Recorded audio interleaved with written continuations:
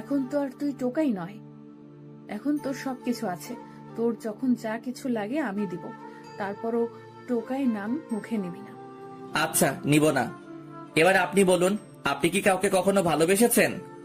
আয়, এই যা, ইংলিশে বলে দিতে চাইছিলাম এখনই। আপনার কোনো পছন্দের ছেলে আছে? আমি এসব বিশ্বাস করি না। আর কোনো ছেলে কখনো ভুলেও আমাকে প্রপোজ করে নাই, কারণ তারা জানে আমি কেমন মেয়ে। এ কারণে ভয় প্রপোজ করে নাই। তাহলে মানুষের সাথে ভালো ব্যবহার করেন, তাদের সাথে কখনো অন্যায় করেন না, তাদের সবসময় ভালোবাসুন, দেখবেন জীবনটা অনেক সুন্দর হয়ে যাবে। তুই ঠিকই বলছিস হাসান। বাবার ক্ষমতা, টাকা পয়সায় আমি পুরো অন্ধ হয়ে গেছি। যখন যেটা চেয়েছি তাই করছি। গরিবের গায়ে কত হাত তুলেছি, কিন্তু একটা কথা, আজ পর্যন্ত আমি কাউকে হত্যা করি নাই। যা করেছে আব্বুর লোকেরা। কিছু মনে না করলে আমার সাথে একটা জায়গায় যাবেন, আমি মাঝে মাঝে ওখানে যাই। কিছু পিচ্চি ছেলে মেয়ে আছে, তাদের খাবার খাওয়াই। যাব, তবে আজকে আমি খাবার নিয়ে যাব, তুই কিন্তু নিতে পারবি না। ওকে, ঠিক আছে, এখন চলুন। তারা হয়তো না খেয়ে ঘুমিয়ে গেছে। তারপর মারিয়া আর আমি একটা রেস্টুরেন্টে গিয়ে খাবার নিয়ে বসিতে চলে আসলাম। আমাকে আর মারিয়াকে দেখে সবাই আমাদের সামনে চলে আসলো। আমাকে দেখে সবাই জড়িয়ে ধরলো। আমার আর ওদের কাহিনী দেখে মারিয়া এক ধ্যানে তাকিয়ে আছে। তারপর সবাইকে এক জায়গায় বসালাম। আমি সবাইকে খাওয়াই দিচ্ছি, তখন মারিয়াও হাত ধুয়ে তাদের খাইয়ে দিতে লাগলো। মারিয়ার এমন কিছু দেখে অবাক হলাম, কারণ যে মেয়ে গরিবদের দেখতে পারতো না, আর সেই মেয়ে আমার সাথে বস্তিতে এসে ছোট ছোট ছেলে মেয়েদের খাইয়ে দিচ্ছে। আমার কাছে অনেক ভালো লাগছে। সবার খাওয়া দাওয়া শেষ হলে তাদের থেকে বিদায় নিয়ে আমি আর মারিয়া বাসায় চলে আসলাম। আমি আর মারিয়া তাদের সাথে খাবার খেলাম। বাসায় আসতে আসতে রাত 9টা বেজে গেছে। মারিয়া কোনো কথা না বলে নিজের রুমে চলে গেল। আমি আমার রুমে চলে আসলাম। ওয়াশরুমে ঢুকে ফ্রেশ হয়ে বিছানায় শুয়ে বালিশের নিচ থেকে মোবাইলটা বের করে চালু করলাম। তারপর প্রধানকে ফোন দিলাম। আসসালামু আলাইকুম স্যার, কেমন আছেন? আলহামদুলিল্লাহ, ভালো আছি। তোমার তো আজকে কোনো খবর নেই। আমি তো অনেক চিন্তায় পড়ে গেছিলাম। সারাদিন কোথায় ছিলে? আসলে স্যার, আমি আজকে সারাদিন মারিয়ার সাথেই ছিলাম। ওর সাথে নানান জায়গায় গেছি, তাই আর বাসায় আসা হয়নি। তবে স্যার, একটা গুড নিউজ আছে। আরমান শিকদার কালকে বাংলাদেশে আসছে। এবার থেকে শুরু হবে আমার মিশন। তুমি কি শিওর আরমান শিকদার কালকে বাংলাদেশে আসছে?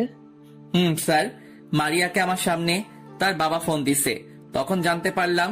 আর একটা জায়গার নাম বলছি। এই জায়গায় লোক পাঠিয়ে অস্ত্রগুলো বাহির করে পুরো বাড়িতে আগুন লাগিয়ে দিতে বলবেন। ওখানে প্রায় 10-15 জনের মতো লোক আছে। আপনি সেনাকর্মী সেভাবে পাঠাবেন। ঠিক আছে, আমি সব ব্যবস্থা করছি। তুমি নিজের খেয়াল রেখো। ঠিক আছে স্যার। আর একটা কথা, মারিয়া শিকদার মনে হয় আমার প্রতি দুর্বল, কারণ তার ব্যবহারে বোঝা যাচ্ছে ওকে আমার ভালোবাসার সাগরে ডুবিয়ে সবকিছু করতে হবে। ওকে, ঠিক আছে। যা কিছু করো নিজেকে সেভ রেখে করবে।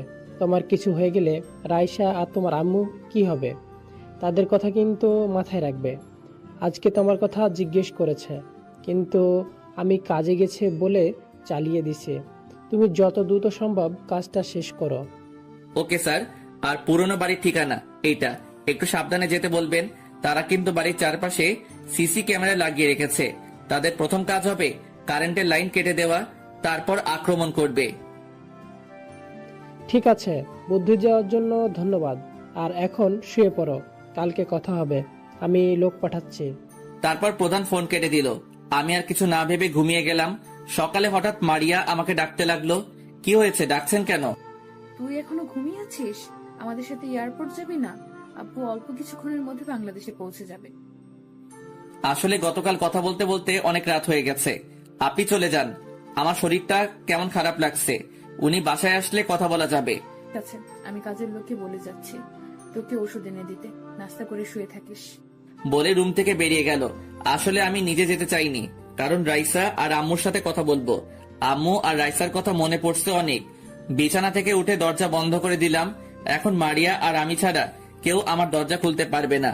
আর রুমের ভিতরে কথা বললে বাহিরে কোনো শব্দ যায় না। মোবাইল বের করে রাইসার মোবাইলে ফোন দিলাম। ফোন দেওয়ার সাথে সাথে ধরলো। হয়তো আমার ফোনের আশায় বসে আছে। কিরে রাইসা, কেমন আছিস? আম্মু কেমন আছে? আম্মু কোথায়? তোকে ছাড়া ভালো লাগে না ভাইয়া। আম্মু সারাদিন তোর জন্য চিন্তা করে।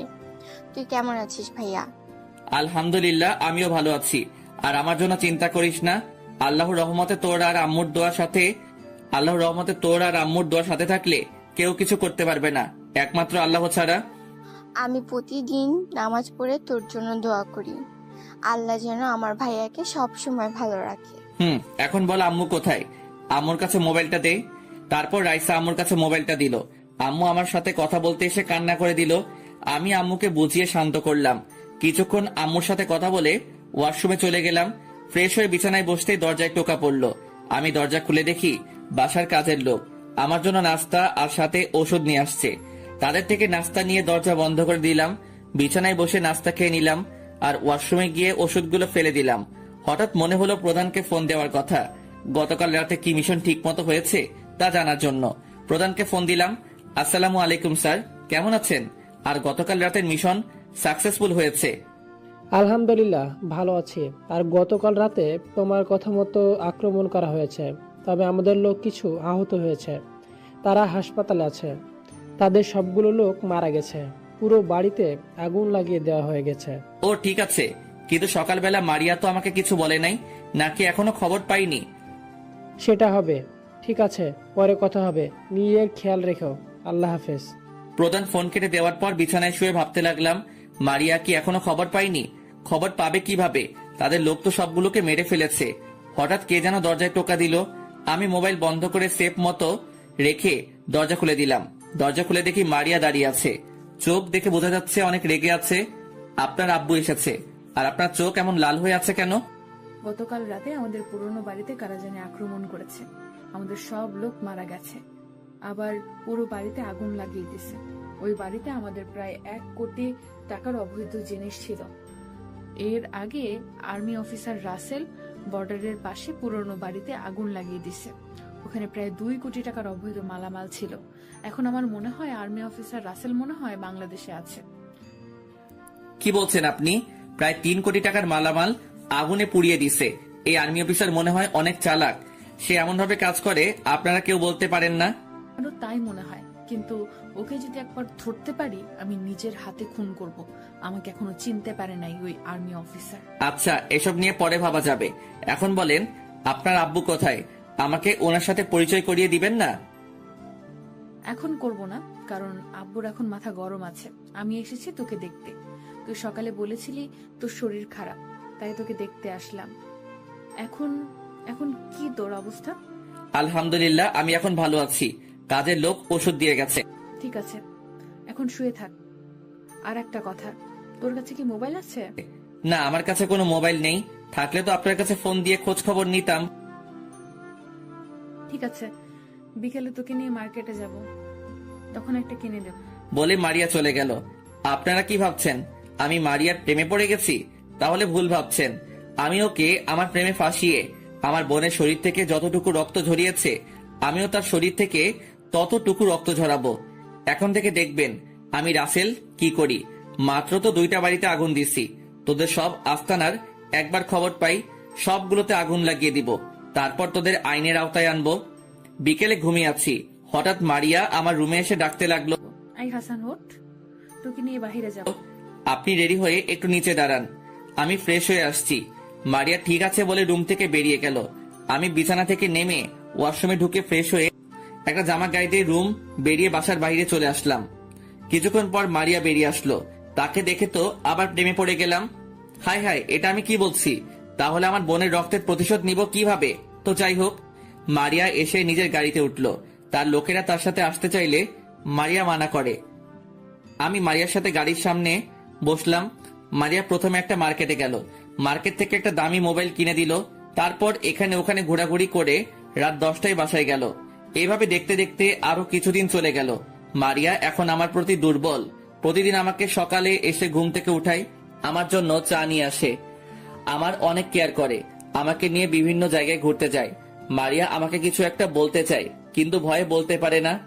ও, আপনাদের তো বলতে ভুলে গেছি, এর ফাঁকে আরমান শিকদারের সাথে মারিয়া আমাকে পরিচয় করিয়ে দিছে এবং আমি যে মারিয়াকে সন্ত্রাসীদের হাত থেকে রক্ষা করেছি সেটাও বলেছে। তারপর থেকে আমাদের মারিয়ার সাথে সবসময় থাকার জন্য বলেছে। প্রথম প্রথম আরমান শিকদারের মাথা গরম ছিল, এখন সব ঠিকঠাক আছে। তবে আর্মি অফিসার রাসেলকে মারার অনেক প্ল্যান করেছে, কিন্তু তাকে কোথাও খুঁজে পায় না। সে কোথায় একমাত্র পাঠক পাঠিকারা জানে। বিকালে একটা পার্কে মারিয়া আর আমি বসে আছি। তখন মারিয়া বলল, হাসান, তোমাকে একটা কথা বলবো প্লিজ, কথাটা শুনে তুমি রাগ করো না। রাগ করার কি আছে, আপনি বলুন। তারপর মারিয়া যেটা বলল সেটা শুনে আমি তো পুরো অবাক হয়ে গেলাম এবং মনে মনে খুশিও হলাম। যারা সত্যিকারে ভালোবাসে তারা মোনাজাতে কাঁদে, কখনো অভিশাপ দেয় না। রাগ কমে যায় ভাগ করে নিলে, অভিমান চলে যায় ভালোবাসা দিলে, কষ্ট বেড়ে যায় বন্ধু ভুলে গেলে, হৃদয় ভেঙে যায় মনের মানুষ আঘাত করলে। তারপর মারিয়া যেটা বলল সেটা শুনে আমি তো পুরো অবাক হয়ে গেলাম এবং মনে মনে খুশিও হলাম। মারিয়া আমার সামনে হাঁটু গেড়ে বসে বলতে লাগলো, যেদিন তুমি আমাকে সন্ত্রাসীদের হাত থেকে বাঁচিয়েছো সেদিন তোমাকে আমার অনেক ভালো লাগে। এই ভালো লাগা থেকে কখন যে তোমাকে ভালোবেসে ফেলেছি আমি নিজেও বলতে পারবো না। আমি অনেক খারাপ ছিলাম, কিন্তু তোমার সাথে থেকে আমি ভালো হতে শুরু করেছি, গরিবদের ভালোবাসতে শুরু করেছি। আমি চাই সারা জীবন তোমার পাশে থাকতে। প্লিজ হাসান, তুমি আমাকে ফিরিয়ে দিও না। আমি তোমাকে এই কয়দিনে অনেক ভালোবেসে ফেলেছি। I love you Hasan. একটা গোলাপ ফুল হাতে নিয়ে বলল, আমি তো মনে মনে অনেক খুশি, পাখি নিজে এসে ধরা দিয়েছে। এখন থেকে দেখবে মারিয়া শিকদার কষ্ট কাকে বলে। এই দিনের জন্য এতদিন অপেক্ষা করছি। এবার আমি বললাম, এটা আপনি কি বলছেন? আপনার মাথা ঠিক আছে? কোথায় আপনি আর কোথায় আমি? রাস্তা থেকে তুলে এনে বাসায় থাকতে দিছেন, আর আপনার বাবা এটা কখনো মেনে নিবে না। তার চেয়ে বরং আপনি আমাকে ভুলে যান, আমার থেকে আপনি ভালো ছেলে পাবেন।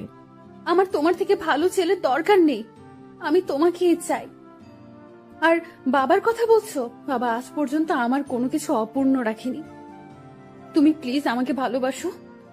আমিও আপনাকে ভালোবেসে ফেলেছি, কিন্তু আপনি অনেক বড় লোক। যদি ভালোবাসার কথা বলি তাহলে আপনি আমাকে বাসা থেকে বের করে দিবেন, তাই ভয়ে আপনাকে বলি নাই।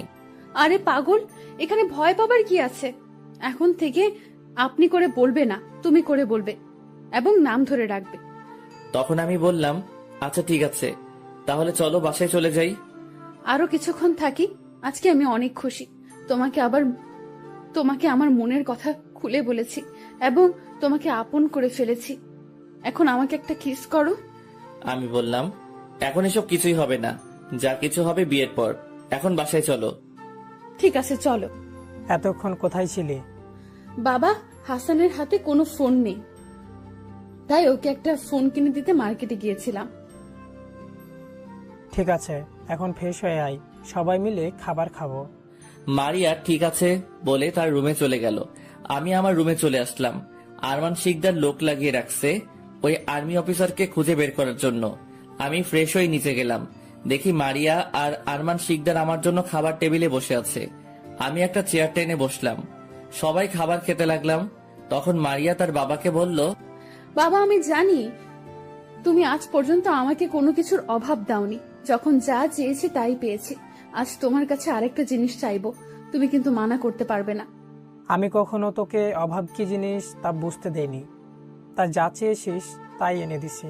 এবার বল তুই কি চাস, আমি তোকে এনে দিব। বাবা, আমি হাসানকে ভালোবাসি, আমি ওকে বিয়ে করতে চাই। তুমি কিন্তু দিবে বলছো? আমি মারিয়ার কথা শুনে অবাক হয়ে গেলাম। মেয়েটা এত তাড়াতাড়ি তার বাবার কাছে বলে দিবে, আমি তো ভাবতেই পারিনি। আরমান শিকদার বলল, এটা তুই কি বলছিস? তুই ওকে নিয়ে সুখে থাকতে পারবি? ওর তো মা বাবা কেউ নেই, একটা এতিম ছেলেকে তুই ভালোবাসলি? এটা আমি কখনো মেনে নিতে পারবো না। বাবা, তুমি কিন্তু বলছো দিবে, আর ওর কেউ নেই তো কি হয়েছে? তুমি তো আছো। আর আমি জানি হাসান অনেক ভালো ছেলে, ও আমাকে কখনো কষ্ট পেতে দিবে না। প্লিজ বাবা, তুমি রাজি হয়ে যাও, আমি আর তোমার কাছে কিচ্ছু চাই না।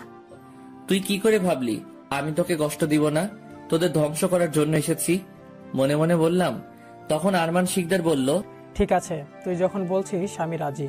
তবে এখন তোদের বিয়ে হবে না, কারণ 1 মাস পরে আমাদের একটা ডিল আছে।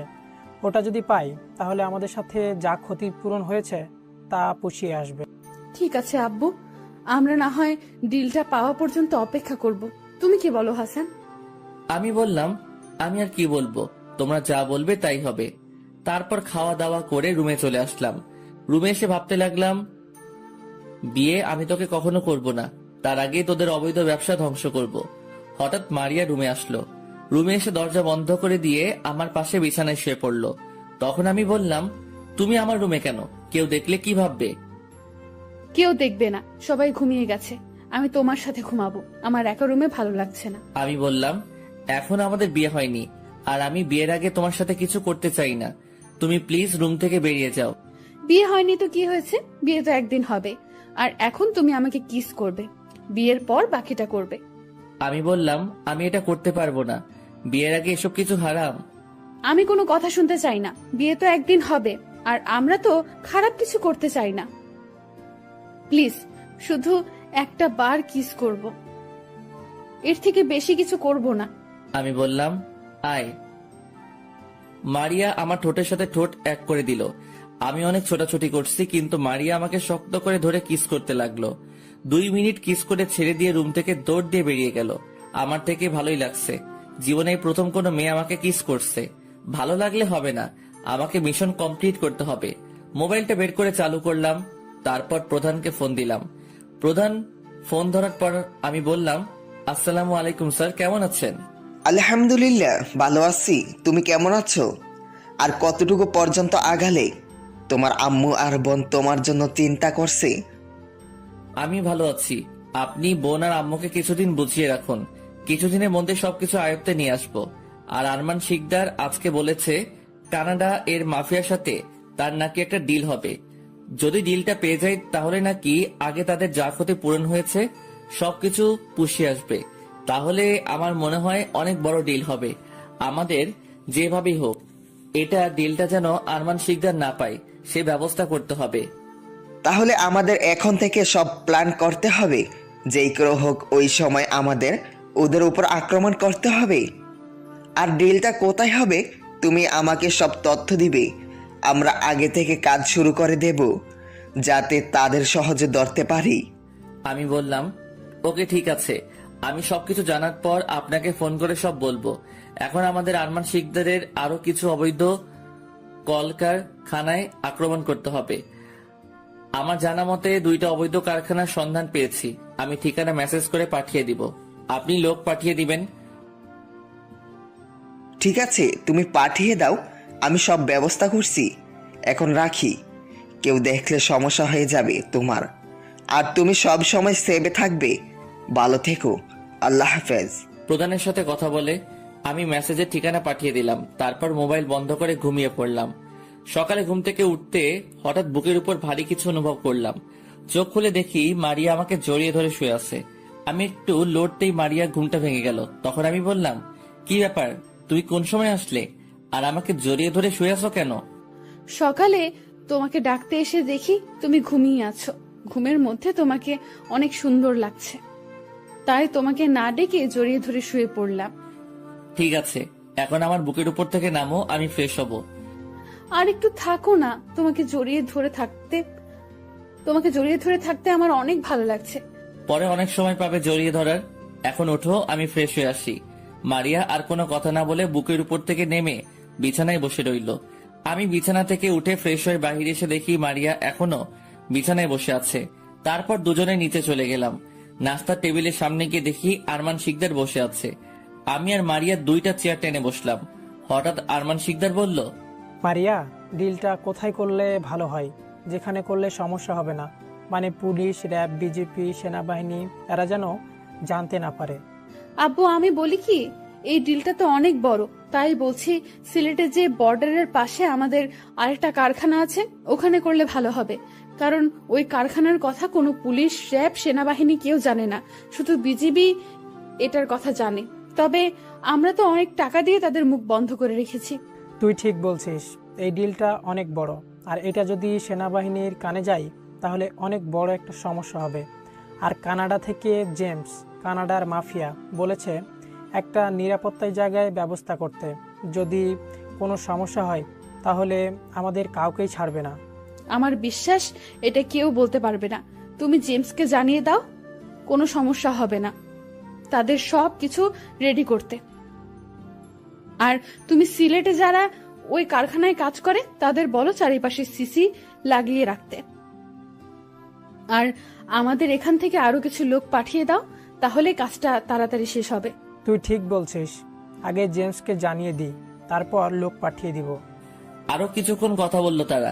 আমি নাস্তা করে রুমে চলে আসলাম।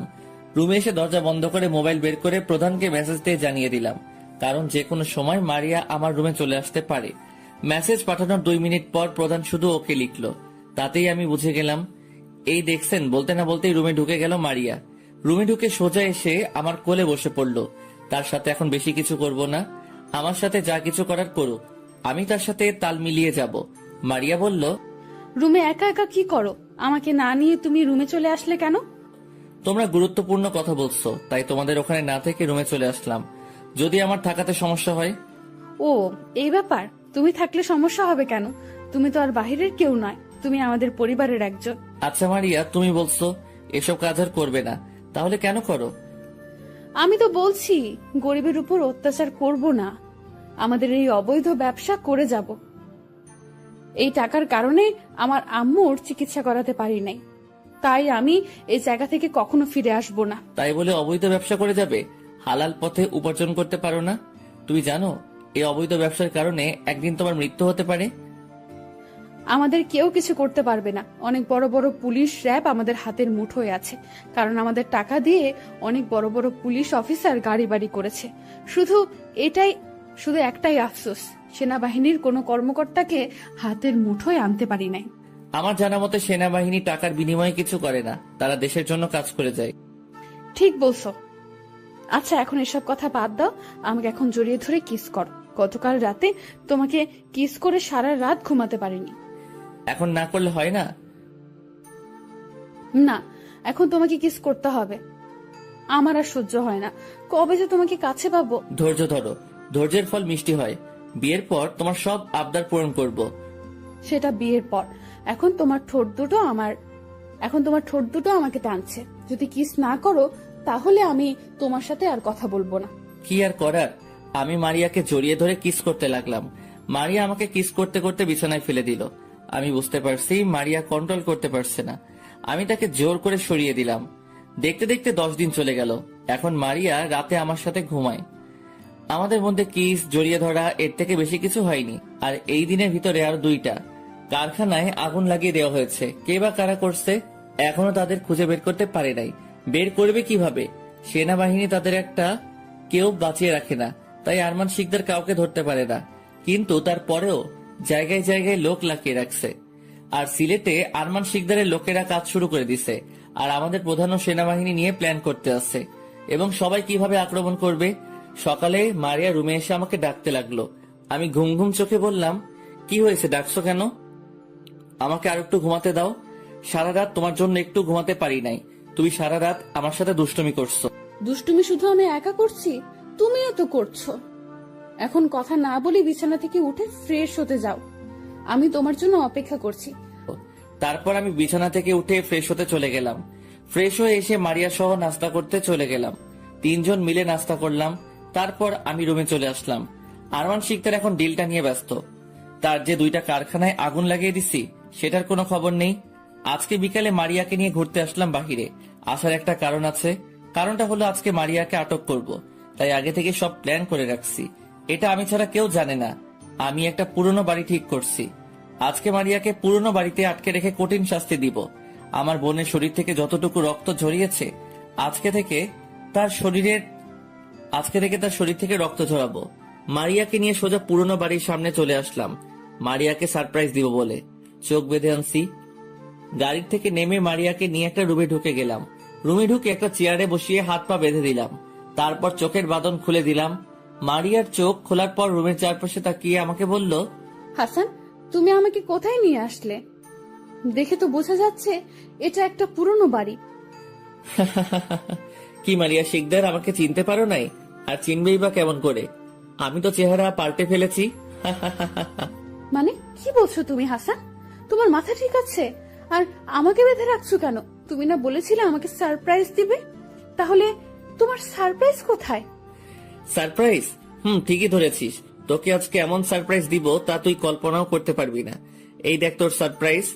বলে মোবাইল থেকে ভিডিওটা বের করে মারিয়ার হাতে দিলাম। মারিয়া ভিডিওটা দেখে অবাক হয়ে গেল। তখন আমি বললাম, জি মারিয়া শিকদার, এখন আমাকে চিনতে পেরেছো? হয়তো অবাক হচ্ছ, তাই না? এটা আমার একটা প্ল্যান ছিল। তার মানে তুমি আর্মি অফিসার রাসেল? তার মানে তুই আমাদের সাথে থেকে সবকিছু করেছিস? আমাদের এতগুলো কারখানায় আগুন লাগিয়ে দিলি। ঠিকই ধরেছিস। এখন বাকি একটা কাজ আছে, সেটা হলো কিছুদিন পরে কানাডার জেমসের সাথে যে ডিলটা করতে এত কিছু করেছিস, সেটা আমি কখনো হতে দিব না। তোর বাপকে এবং ওই মাফিয়া জেমসকে মারবো। তোদের মতো মানুষ দেশটা ধ্বংস করে দিয়েছে, তোদের এমন কাজ আর হতে দিব না। তুই এখনো আমার বাবাকে চিনতে পারিস নাই।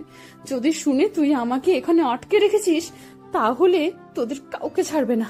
আমি ছাড়া আর কেউ জানে না তোকে কোথায় নিয়ে এসেছি। এখন আমি তোর এমন অবস্থা করব যেটা তুই কল্পনা করতে পারবি না। তোর লোকেরা আমার বোনের শরীর থেকে রক্ত বের করেছে, আমার বোন মরা থেকে বেঁচে আসছে। এখন তোর শরীর থেকে ততটুকু রক্তই বের করব। আমি আমার বক্সটা বের করে একটা ছুরি বের করলাম, তারপর মারিয়ার হাতে একটা টান দিলাম। চিরচির করে রক্ত বের হওয়া শুরু করলো। দুই হাতে ছুরি দিয়ে কেটে দিলাম এবং পায়ের তালুতে কেটে দিলাম। মারিয়া অনেক কান্না করছে, কিন্তু তার কান্নায় আমার কিছু আসে যায় না। মারিয়া অনেক আপত্তি মিনতি করছে তাকে মাফ করে দেওয়ার জন্য, কিন্তু আমি তার কোনো কথাই শুনছি না। হঠাৎ মারিয়া জ্ঞান হারিয়ে ফেলছে। মৃত্যু শব্দটা কারো কাছে খুব ভয়ঙ্কর, আবার কারো কাছে মুক্তির উপায়। সময়ের পরিবর্তনে রাগ অভিমান কমে যায়, কিন্তু কারো দেয়া আঘাতের দাগগুলো থেকে যায়। হঠাৎ মারিয়া জ্ঞান হারিয়ে ফেলছে। আমি রুম থেকে বেরিয়ে দরজায় তালা মেরে গাড়ি নিয়ে একটা হাসপাতালে চলে গেলাম। হাসপাতাল থেকে একজন ডাক্তার সাথে করে নিয়ে আবার পুরনো বাড়িতে চলে আসলাম। ডাক্তার মারিয়ার কাটা জায়গায় ব্যান্ডেজ করে দিল আর কিছু ওষুধ লিখে দিয়ে গেল। আর এই ডাক্তার আমাকে চিনে, কারণ আমি যখন মুখে সার্জারি করি তখন এই ডাক্তার আমার কেবিনে ছিল। ডাক্তারকে বলেছি কাউকে যেন কিছু না বলে, বলে তাকে দুনিয়ায় বাঁচিয়ে রাখবো না। ডাক্তার বলল সে কাউকে কিছু বলবে না। ডাক্তারকে হাসপাতালে দিয়ে আবার পুরনো বাড়িতে চলে আসলাম। আসার সময় রেস্টুরেন্ট থেকে খাবার নিয়ে আসলাম। রুমের ভিতরে ঢুকে দেখি মারিয়ার জ্ঞান ফিরেছে। আমাকে দেখে মারিয়া বলল, কিরে, আমাকে বাঁচিয়ে রাখছিস কেন? আমাকে বাঁচিয়ে রাখলে তোর বিপদ, কারণ আমার বাবার কানে যদি যায় তুই আমাকে কিডন্যাপ করেছিস, তাহলে আব্বু তোকে ছাড়বে না। মারিয়ার কথা শুনে আমি তাকে বললাম, আরে আমাকে মারার কথা পরে ভাবিস, আগে তুই এবং তোর বাপ বাঁচবি কিনা সেটা চিন্তা কর। মারিয়া আমার কথা শুনে হাসতে হাসতে বলল, তুই হয়তো আমার বাবাকে চিনিস না, পুরো বাংলাদেশে আগুন লাগিয়ে দিবে। এখনো সময় আছে, তুই আমাকে ছেড়ে দে। এবার আমি মারিয়াকে বললাম, সেটা সময় বলে দিবে। শুধু কানাডার মাফিয়া জেমসকে বাংলাদেশে আসতে দাও, জেমসের সাথে তোর বাবাকেও ওপরে পাঠিয়ে দিব। এখন কথা না বলে খাবার খেয়ে ওষুধগুলো খেয়ে নেই। মারিয়ার দিকে খাবারগুলো এগিয়ে দিয়ে মারিয়া খাবার হাতে নিয়ে ফেলে দিল। মাথা তো পুরো গরম হয়ে গেছে, তাই দুইটা ঠাস করে থাপ্পড় মেরে দিলাম। মারিয়া গালে হাত দিয়ে কান্না করে দিল। তখন আমি আবার বললাম, ভেবেছি তোকে বাঁচিয়ে রেখে তোর সামনে তোর বাবাকে মারবো, কিন্তু এখন আর তা করবো না। এখন তোকে না খাইয়ে মারবো। এই কথা বলে রুম থেকে বেরিয়ে আসলাম। রুমের বাহির থেকে তালা মেরে দিলাম। আসলে মারিয়ার জন্য কেমন যেন খারাপ লাগছে, তাই ডাক্তার এনে তাকে চিকিৎসা করালাম, কিন্তু এখনো দেখি তার দিমাগ যায়নি। আমি খাবার খেয়ে অন্য রুমে এসে বিছানায় শুয়ে ভাবতে লাগলাম, এখন কি করা যায়। মারিয়ার মোবাইল বন্ধ করে রেখেছি। আমার মোবাইলে আরমান শিকদার খালি ফোন দিচ্ছে, কিন্তু আমি রিসিভ করছি না। আরমান শিকদার পুরো পাগলের মতো হয়ে গেছে। রাতে প্রধানের সাথে কিছুক্ষণ কথা বলে ঘুমিয়ে গেলাম। সকালে ঘুম থেকে উঠে ফ্রেশ হয়ে মারিয়ার রুমে গেলাম। খাবারের প্যাকেটের দিকে তাকিয়ে দেখি খাবার নেই। আসলে গতকাল রাতে খাবার বেশি নিচে পড়ে নাই। ওষুধের দিকে তাকিয়ে দেখি ওষুধও খেয়েছে। হয়তো ব্যথা সহ্য করতে পারে নাই। বড় লোকের আদরি মেয়ে তো, কখনো কেউ গায়ে হাত তুলে নাই, তাই ব্যথা সহ্য করতে পারে না। মারিয়ার দিকে তাকিয়ে দেখি ছোট বাচ্চাদের মতো ঘুমাচ্ছে। ইচ্ছে করছে তার কপালে একটা চুমু দিতে। হাই হাই, এটা আমি কি ভাবছি? আমি কি আবার তার প্রেমে পড়ে গেছি? ঠিকই ধরেছেন। আসলে তাকে মারার পর রাতে ঘুমাতে পারি নাই। চেহারা একদম খারাপ হয়ে গেছে মারিয়ার। তো যাই হোক, আমি মারিয়াকে ডাকতে লাগলাম, এই মিস মারিয়া, এবার উঠেন। এখানে আপনাকে ঘুমাতে আনা হয়নি, তাড়াতাড়ি ফ্রেশ হয়ে নেন, আমি বাইরে যাচ্ছি। মারিয়া কোনো কথা না বলে বিছানায় থেকে উঠে ওয়াশরুমে চলে গেল। আমি রুম থেকে বেরিয়ে বাসার বাইরে চলে আসলাম। গাড়ি নিয়ে রেস্টুরেন্ট থেকে নাস্তা নিয়ে আবার বাসায় চলে আসলাম। ও আপনাদের তো বলতে ভুলে গেছি, মারিয়াকে যে রুমে আটকে রেখেছি সেই রুমে সিসি ক্যামেরা লাগিয়ে রেখেছি, তাও আবার লুকিয়ে রেখেছি যাতে মারিয়া দেখতে না পায়। তালা খুলে বাসার ভিতরে ঢুকে মারিয়ার রুমে গেলাম। মারিয়ার রুমে গিয়ে দেখি বিছানায় বসে আছে মাথা নিচু করে। আমি নাস্তা তার সামনে দিয়ে বললাম, নাস্তা করে ওষুধ খেয়ে নেয় বলে রুম থেকে বেরিয়ে আসলাম। মারিয়া কেমন করে যেন আমার দিকে তাকিয়েছিল। দেখতে দেখতে 10 দিন চলে গেছে। মারিয়াকে আর একটা টোকা দিলাম না। সারাদিন মন মরা হয়ে থাকে, আর আমি বাহিরে গেলে সবসময় ছদ্মবেশে বের হতাম। আরমান শিকদার পুরো বাংলাদেশের 64 জেলায় লোক লাগিয়ে রেখেছে। তার মেয়েকে খুঁজে বের করার জন্য। এই 10 দিন আমি মারিয়ার প্রতি দুর্বল হয়ে গেছি। তাকে আবার ভালোবেসে ফেলেছি। মারিয়াকে যেভাবে বলি সেইভাবে চলে। এর ফাঁকে প্রধানের সাথে কথা হয়েছে। তাকে আমি বলি নাই যে আমি মারিয়াকে কিডন্যাপ করছি। যদি প্রধান জানতে পারে আমি মারিয়াকে কিডন্যাপ করছি, তাহলে প্রধান বলবে তাদের হাতে মারিয়াকে দিয়ে দিতে। আজকে আমি হাসপাতালে এসে গায়ের কিছু জায়গায় ব্যান্ডেজ করে আরমান শিকদারের বাসায় গেলাম, কারণ আরমান শিকদার যেন বুঝতে পারে সন্ত্রাসীরা আমাকে অনেক মেরেছে।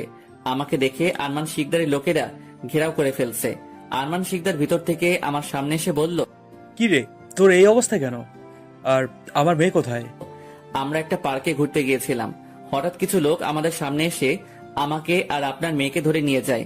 আমাদের একটা পুরনো বাড়ি নিয়ে যায় আর আমাকে অনেক মেরেছে। গতকাল আমাকে রাস্তায় ফেলে চলে যায়। কিছু লোক আমাকে হাসপাতালে নিয়ে যায়। এরপর আজকে হাসপাতাল থেকে সোজা আপনার বাসায় আসি। আমার কথা শুনে আরমান শিকদারের মাথা খারাপ হয়ে যায়। তখন আমাকে বলল, তুই কি জায়গাটা চিনতে পারছিস? কোথায় তোদের নিয়ে গেছে? তুই শুধু একবার জায়গাটার নাম বল। ওই সন্ত্রাসীরা আমাদের চোখ বেঁধে নিয়ে গেছে, তাই জায়গাটা চিনতে পারি নাই। আবার রাতে রাস্তায় ফেলে গেছে আমাকে। না, না জানি আমার মেয়েটার কি অবস্থা করেছে ওই সন্ত্রাসীরা। আমি তাদের কাউকে ছাড়বো না, কাউকেই ছাড়বো না। তুই শুধু বল, আমার মেয়ের কিছু করেছে ওরা? সেটা আমি বলতে পারবো না, কারণ আমাকে তারা অন্ধকার একটা রুমে নিয়ে গেছে। মারিয়াকে আমি দেখতে পাইনি। ঠিক আছে, তুই রুমে যা, আমি দেখতেছি। আমার মেয়েকে কোথাও আটকে রাখতে পারবে না, কোথাও আটকে রাখতে পারবে না। আমি ওই সন্ত্রাসীদের খুঁজে বের করব। আমি কোনো কথা না বলে আমার রুমে চলে আসলাম। রুমে এসে মোবাইলটা বের করে রাফিকে ফোন দিলাম। আসলে আমি এখন আরমান শিকদারের সাথে থাকবো, তাই রাফিকে পুরনো বাড়িতে রেখে আসছি মারিয়াকে দেখে রাখার জন্য। রাফি কল রিসিভ করার পর আমি বললাম, কি রে, কি করিস? মারিয়া কি খাবার খেয়েছে? তোর সাথে কোনো খারাপ ব্যবহার করে? আর এখন কি তোর সাথে কোনো খারাপ ব্যবহার করেনি তো? আর এখন কি করে মারিয়া? আমি অন্য রুমে বসে আছি। মারিয়া, খেয়ে ওষুধ খেয়েছো? আর আমার সাথে কোনো খারাপ ব্যবহার করে না। ঠিক আছে, ওর যখন যা দরকার হয় তুই তাকে এনে দিস, আর সবসময় ওর খেয়াল রাখিস। বাহিরে গেলে তালা মেরে যাস। ওটা নিয়ে তোকে ভাবতে হবে না, আমি সব সময় ওর খেয়াল রাখবো। আরো কিছুক্ষণ কথা বলে বিছানায় শুয়ে পড়লাম। হঠাৎ আরমান শিকদার আমার রুমে আসলো। আমি বিছানা থেকে উঠে বসলাম।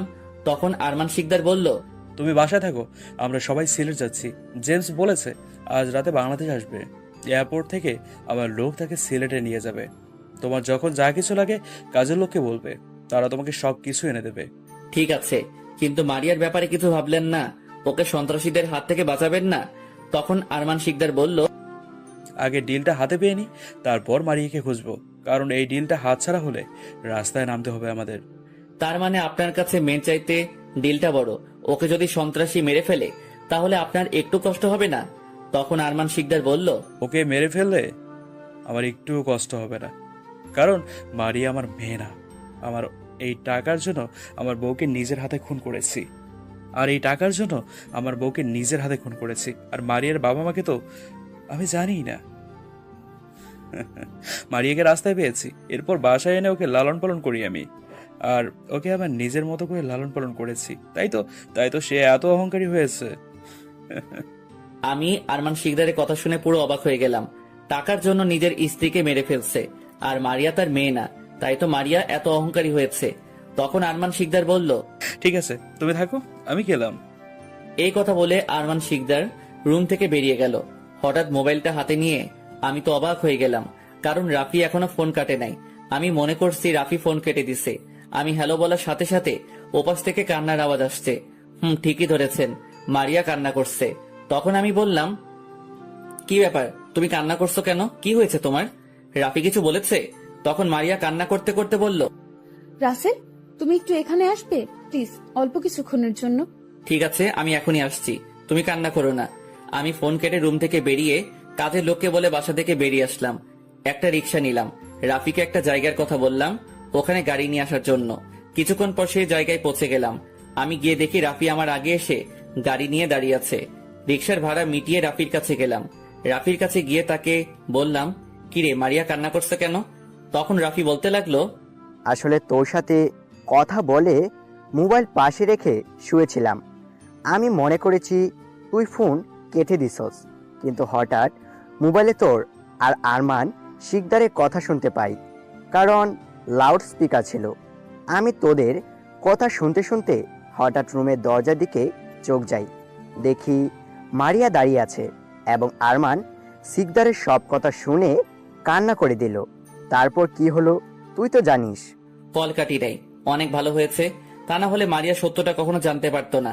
এখন দাঁড়িয়ে না থেকে বাসায় চল, মারিয়া কিছু একটা করে ফেলতে পারে। রাফি আর আমি গাড়ি নিয়ে সোজা বাসায় চলে আসলাম। গাড়ি থেকে নেমে তালা খুলে বাসার ভিতরে ঢুকলাম, কিন্তু ঢোকার সাথে সাথে মারিয়া এমন কিছু করবে আমি তো অবাক হয়ে গেলাম। কি ভাবছেন খারাপ কিছু? আপনারা একটু বেশিই বোঝেন, আপনাদের একটু ধৈর্য নেই, আগে তো শুনবেন কি করেছে। আমি ভিতরে ঢোকার সাথে সাথে মারিয়া এসে আমাকে জড়িয়ে ধরে কান্না করতে লাগলো। তখন আমি মারিয়াকে বললাম, এই মারিয়া কান্না করছো কেন? এবার মারিয়া কান্না করতে করতে বলল, রাসেল, তুমি আমাকে ক্ষমা করে দাও। আমি না বুঝে অনেক বড় অন্যায় করেছি। আমি জানতাম না আরমান শিকদার আমার বাবা না। আজকে বুঝতে পারলাম ওই আরমান শিকদার আমাকে ব্যবহার করেছে, তার মতো করে তৈরি করেছে। মারিয়ার কথা শুনে আমি বললাম, আমি তোমাকে অনেক আগে মাফ করে দিছি। আজকে আরমান শিকদারের কথা শুনে তোমার জন্য আরো মায়া জমেছে। একটা কথা কি, আমি তোমাকে প্রথম যেদিন তোমার গায়ে হাত তুলি তোমার শরীর থেকে রক্ত বের হচ্ছে, সেদিন আমার অনেক খারাপ লাগছে, তাই তো তোমাকে আর কষ্ট দেই নাই। আর একটা কথা কি, এই কয়দিনে আমি তোমাকে ভালোবেসে ফেলেছি। আজকে তোমার কাছে আমি সত্যি কথা বলি, এই কয়দিন তোমাকে মারার জন্য অভিনয় করে গেছি। তোমার সামনে মন মরা হয়ে বসে থাকতাম, তোমার দিকে অন্যভাবে তাকিয়ে থাকতাম, যাতে তুমি বুঝতে পারো আমি তোমার প্রতি দুর্বল। তোমার কথা ঠিকভাবে শুনতাম। কিন্তু আজকে যখন আরমান শিকদারের কথাগুলো শুনলাম, তখন যেন আমার মাথায় আকাশ ভেঙে পড়লো। বিশ্বাস করো, এই কথাটা শোনার জন্য মোটেও প্রস্তুত ছিলাম না। তারপর তোমাকে মারার কথা ভুলে গেছি। প্লিজ, তুমি আমাকে ছেড়ে যেও না। এখন এখন তুমি ছাড়া আমার আর কেউ নেই। কথাগুলো বলতেই মারিয়া কান্না করে দিল। আমি মারিয়ার চোখের পানি মুছে বললাম, আমি তোমাকে কখনো ছেড়ে যাব না। আমার এই দেহে যতদিন প্রাণ থাকবে ততদিন তোমাকে ছেড়ে কোথাও যাব না। আরো কিছুক্ষণ কথা বলে মারিয়া, আমি আর রাফিকে নিয়ে বাসা থেকে বেরিয়ে গাড়ি নিয়ে রাফিদের বাসায় চলে আসলাম, কারণ মারিয়াকে রাফিদের বাসায় রেখে আমি প্রধানের অফিসে যাব। কিছুক্ষণ পর রাফিদের বাসায় চলে আসলাম। বাসার ভিতরে ঢুকে আঙ্কেল আন্টিদের সাথে কথা বলে বাসা থেকে বেরিয়ে গাড়ি সোজা প্রধানের অফিসে চলে গেলাম। অফিসের ভিতরে ঢুকে প্রধানের কেবিনে অনুমতি নিয়ে ঢুকলাম। প্রধানের সামনে গিয়ে স্যালুট দিয়ে সালাম দিলাম। তখন প্রধান বলল, আরে রাসেল, তুমি হঠাৎ এখানে? আমাকে তো বলো নাই তুমি আসবে। তখন আমি প্রধানকে বললাম, আসলে স্যার আমাদের এখনই সিলেট যেতে হবে, কারণ জেমস আজকে রাতে বাংলাদেশে আসবে। তারপর প্রধানকে পুরো ঘটনা খুলে বললাম। তখন প্রধান বলল, তাহলে আমাদের আজকে রাতে সিলেটে পৌঁছাতে হবে। সিলেটে গিয়ে সব প্রস্তুতি নিতে হবে, আর ওদের বাঁচিয়ে রাখা যাবে না। আমরা চাইলে জেমসকে এয়ারপোর্টে আটকাতে পারি, কিন্তু এটা আরমান শিকদারের কানে গেলে সে ওখান থেকে সরে যাবে। প্রধানের কথা শুনে আমি বললাম, ঠিক বলছেন স্যার, আমরা হেলিকপ্টারে করে সিলেট ক্যাম্পে যাব। ক্যাম্প থেকে সব প্রস্তুতি নিয়ে ওদের আস্তানায় যাব। তখন প্রধান বলল, ঠিক আছে, তুমি বাইরে গিয়ে সবাইকে এক জায়গায় হতে বলো, আমি কিছুক্ষণের মধ্যেই আসছি। আমি ঠিক আছে বলে প্রধানের কেবিন থেকে বেরিয়ে গেলাম। তারপর সবাইকে এক জায়গায় জড়ো করলাম। কিছুক্ষণ পর প্রধান আসলো। তারপর প্রধান সবার উদ্দেশ্যে বলতে লাগলো, তোমরা হয়তো জানো আমাদের দেশে একটা মাফিয়া আছে। সে এই দেশটাকে ধ্বংস করে দিচ্ছে। সে দেশের বাইরের লোকের সাথে হাত আছে। এই দেশকে বাইরের অবৈধ ব্যবসা করে যাচ্ছে। এই দেশ থেকে বাইরের অবৈধ ব্যবসা করে যাচ্ছে। তাই আমরা আজকে রাতে সিলেটে যাব। ওখানে গিয়ে সবাইকে প্রস্তুতি নিতে হবে। তারপর সবাই একসাথে বলল, ওকে স্যার। তারপর প্রধান আমাকে বলল তাদের বুঝিয়ে দিতে। তখন আমি বললাম, সবাই শুনুন, এই দেশ আমাদের, এই দেশ পুরো বাংলাদেশের 18 কোটি মানুষের। আমরা চাই আমাদের দেশকে রক্ষা করতে, দেশ থেকে সব সন্ত্রাসীদের দূর করতে। দেশের জন্য জীবন দিতে প্রস্তুত আছি আমরা। আমরা সন্ত্রাসীদের সব আস্তানা পুড়ে দেশটাকে শান্তিপূর্ণ দেশ হিসেবে গড়ে তুলব। তাই আমাদের সবাইকে প্রস্তুত হতে হবে। বাস্তবে তেলাপোকা দেখলে দৌড় দিয়ে পালিয়ে যাই, হাসলে কিন্তু দাঁত ভেঙে দিব। গল্পে হিরো সাজলাম আর কি। তো যাই হোক, গল্পে আসা যাক। আমার কথা শুনে সবাই সাহস পেল। আর তারপরে প্রধান আরো কিছু কথা বলল। আমরা সব জিনিসপত্র নিয়ে এখান থেকে 5টা হেলিকপ্টার নিয়ে সিলেটের উদ্দেশ্যে রওনা দিলাম। প্রায় 40 মিনিটের মধ্যে সিলেট ক্যাম্পে পৌঁছে গেলাম। ওখানে আরো কিছু কথা বললাম। আমাদের সাথে মেজর জেনারেল রহমত এসেছে, কিভাবে কি করতে হবে সবকিছু বুঝিয়ে দিচ্ছেন। আমরা সবাই প্রস্তুতি নিচ্ছি। রহমত স্যার কিন্তু সেনাবাহিনী ওদের আস্তানায় পাঠালো, কারণ ওদের আস্তানায় কোথায় কি আছে সেগুলো জানার জন্য। ওদের আস্তানায় 4 জন সেনাবাহিনী পাঠানো হয়েছে, সাথে সেনা সদস্য রহিমও গেছে। তারা সবাই ছদ্মবেশে গেছে। তারা 4 জন গাছের পাতা দিয়ে শরীরটা ঢেকে রেখেছে। প্রায় 1 ঘন্টা পর 4জন সেনা সদস্য আসলো। এসে মেজর রহমত স্যারকে বলল তারা ওই আস্তানায় চারপাশে সিসি ক্যামেরা লাগিয়ে ভরে রেখেছে এবং আস্তানা থেকে কিছুটা ধরে ধরে মাটির নিচে বোম ফিটিং করে রাখছে। আমাদের সবাইকে সাবধানে আক্রমণ করতে হবে, নিচের দিকে লক্ষ্য রাখতে হবে। যদি একটা বোমা বিস্ফোরণ হয় তাহলে তারা সবাই বুঝে ফেলবে। তখন মেজর রহমত বলল, চিন্তা করো না, আমরা প্রশিক্ষণপ্রাপ্ত সৈনিক, আমাদের ওরা কিছুই করতে পারবে না। এখন তোমরা কয়েকজন গিয়ে মাটির নিচে যে বোমা ফিটিং করেছ সেগুলো উঠিয়ে ফেলো, তাহলে আমাদের আক্রমণ করতে সমস্যা হবে না। আরো কিছুক্ষণ কথা বলল মেজর রহমত। তারপর আমরা আমাদের প্রস্তুতি নিলাম। এখন শুধু গভীর রাতের অপেক্ষা। হঠাৎ আমার মোবাইলে একটা কল আসলো। মোবাইলটা হাতে নিয়ে দেখি আননোন নাম্বার। আমার এই নাম্বারে অচেনা নাম্বার থেকে কল আসলো কিভাবে? এই নাম্বার তো বাইরের কেউ জানে না, শুধু প্রধান এবং রাফির কাছে থাকে। আরো 2টা নাম্বার ছিল, সেগুলো দিয়ে সবার সাথে কথা বলতাম। তো এখন ওই 2টা নাম্বার বন্ধ করে রেখেছি, কিন্তু এই নাম্বারটা খোলা রেখেছি। প্রধান যে কোনো সময় ফোন দিতে পারে, তাই আমি ফোনটা রিসিভ করার পর ওই পাশের থেকে যে কথা বলল এবং যেটা বলল তার জন্য মোটেও প্রস্তুত ছিলাম না। আমার মাথা পুরো খারাপ হয়ে গেছে। ভালোবাসা হয়ে যায় খুব সহজে, আর মায়া কাটানো যায় না সারা জীবনেও। কিছু মানুষ অনলাইনে না থাকলে শুধু অনলাইন না, বুকটাও ফাঁকা ফাঁকা লাগে।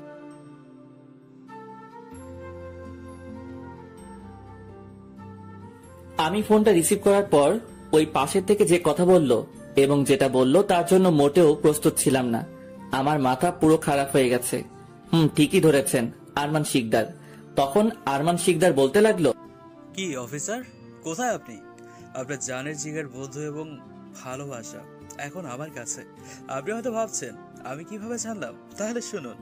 আপনাকে কেমন সন্দেহ লাগছিল, তাই বাসা থেকে বেরিয়ে আসতে কিছু লোককে রেখে এসেছি আপনাকে দেখে রাখার জন্য। আমি বাসা থেকে বেরিয়ে আসার কিছুক্ষণ পর যখন আপনি বাসা থেকে বেরিয়ে আসেন তখন আমার লোক আপনাকে প্রো করে। তারপর আপনি বাসা থেকে বেরিয়ে কোথায় গেছেন আমার লোক সবকিছু দেখছে। আপনি বাসা থেকে বেরিয়ে আসার পর আমার লোক তোমার বন্ধু এবং ভালোবাসাকে ধরে আমার কাছে নিয়ে আসে। আমি আরমান শিকদারের কথা শুনে মাথা পুরো গরম হয়ে গেছে। তখন আমি বললাম, তুই যদি ওদের কিছু করিস আমি তোকে ছাড়বো না। এখনো সময় আছে, তুই ওদেরকে ছেড়ে দে, তা না হলে আমি তোকে নিজ হাতে মারবো। আমি ওদেরও মারবো এবং তোকেও মারবো, পারলে পারলে ওদেরকে বাঁচিয়ে নিয়ে যা। আমি এখন সিলেটে রওনা দিয়েছি, পারলে ওখানে এসে নিয়ে যা। যদি কোনো সেনাবাহিনী সাথে নিয়ে আসিস তাহলে তাদের মেরেই ফেলবো একদম। ঠিক আছে, আমি এখনই আসছি। তুই ওদের কিছু করিস না, তুই যেভাবে বলবি আমি সেইভাবেই করব। ঠিক আছে, আমি তোর অপেক্ষায় আছি বলে ফোন কেটে দিল। তখন মেজর রহমত স্যার আমাকে বলল, কি হয়েছে রাসেল, তোমাকে কেমন চিন্তিত লাগছে? কোনো সমস্যা? তখন আমি স্যারকে সব খুলে বললাম। স্যার আমার কথা শুনে বলল, তুমি এক কাজ করো, তুমি ওদের আস্থানায় যাবে আর সাথে করে আমার হাত মোবাইলটা নিয়ে যাও। আমি জানি তুমি ওখানে গেলে তোমার সাথে যা কিছু আছে সব কিছু ওরা নিয়ে নেবে, কিন্তু হাত মোবাইলটা নিবে না। তোমাদের মধ্যে কি কথা হয় আমি এখান থেকে সব শুনবো, তারপর সুযোগ বুঝে আক্রমণ করব। তুমি এক্ষুনি রওনা দাও। আমি মেজরের কথা শুনে গাড়ি নিয়ে আস্তানায় যেতে লাগলাম। প্রায় 1 ঘন্টা পর আরমান শিকদারের আস্তানায় চলে আসলাম। আস্তানার সামনে দেখি একটা হেলিকপ্টার, তার মানে আরমান শিকদার চলে এসেছে। আমাকে দেখে আরমান শিকদারের লোক এগিয়ে আসলো। তারপর আমার কাছে যা ছিল সবকিছু নিয়ে গেছে, শুধু হাতঘড়ি ছাড়া। আমার হাত পিছন থেকে বেঁধে ফেলেছে।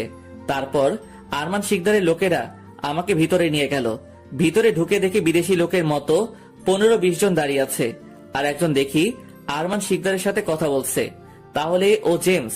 আমাকে দেখে আরমান শিকদার বলল, আসুন আসুন অফিসার, ওয়েলকাম। আপনার জন্য এতক্ষণ অপেক্ষা করছি। ওই তোরা ওর বন্ধু এবং ভালোবাসাকে নিয়ে আয়। 3 জনকে একসাথে আজ একসঙ্গে শেষ করব। তুই আমার বাসায় থেকে আমার সব অবৈধ কারখানায় আগুন লাগিয়ে দিয়েছিস, আমার কোটি টাকার মালামাল ধ্বংস করেছিস তুই। আজকে তোকে আমি মেরেই ফেলবো। আমাকে যা করার কর, কিন্তু ওদেরকে ছেড়ে দে। ওদের তো কোনো দোষ নেই, দরকার হয় আমাকে মেরে ফেল তুই। আজ মারিয়ার কারণে এত কিছু হয়েছে। আমি ওকে আমার মতো করে লালন পালন করেছি, কিন্তু তুই এসে তাকে ভালোর পথে নিয়ে গেলি। তাই ওকেও মরতে হবে ওকে। তোর এই বন্ধু তোকে অনেক সাহায্য করেছে, তাই না? তাই ওকেও মারবো, মেরে ফেলবো একদম। একথা বলে আরমান শিকদার রাফির পায়ে গুলি করলো। রাফি সাথে সাথে চিৎকার করে মাটিতে বসে পড়লো। রাফি মাটিতে বসে কান্না করছে। তার এই অবস্থা দেখে আমারও চোখ দিয়ে পানি পড়ছে।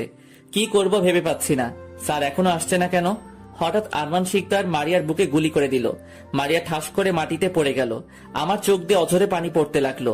আজ আমার জন্য এত কিছু হয়েছে, নিজেকে শেষ করে দিতে ইচ্ছে করছে। মারিয়ার কোনো সারা শব্দ নেই, তার মানে মারিয়া মারা গেছে।